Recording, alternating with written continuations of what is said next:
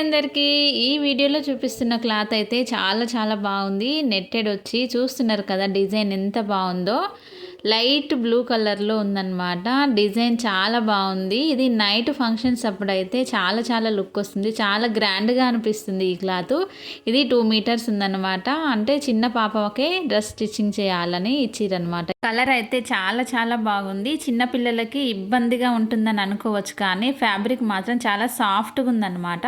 నాకైతే చాలా బాగా నచ్చింది ఫ్యాబ్రిక్ అయితే. మనం నెట్ క్లాత్ తీసుకున్నప్పుడు లోపల లైనింగ్ అయితే షైనింగ్తో ఉంటుంది కదా, ఆ లైనింగ్ వేసుకుంటే ఇంకా ఆ నెట్కి ఆ షైనింగ్ క్లాత్కి కలర్ ఎక్స్పోజ్ అయ్యి డ్రెస్ మాత్రం చాలా గ్రాండ్గా కనిపిస్తుంది. చూస్తున్నారు కదా, పైన బాడీ పార్ట్ ఏమో ఇలా డిజైన్ చేశాను. డోరీస్ ఏమో రెడీమేడ్లో దొరికే డోరీస్ తీసుకొచ్చి స్టిచ్చింగ్ చేద్దాం అనుకున్నా. నెట్టెడ్ కదా, ఎక్కువగా సన్నగా రావట్లేదు అనేసి. డ్రెస్ కలర్ లైట్గా ఉండడం వల్ల డోరీస్ అనేవి లైట్ కలర్లో లేవన్నమాట, డార్క్ కలర్లో ఉంది. రేర్గా దొరుకుతాయి, ఎక్కువ దొరకవని చెప్పేస్తే ఇంకా నేనైతే నెట్ క్లాత్తోనే డోరీస్ అనేవి స్టిచ్చింగ్ చేశాను.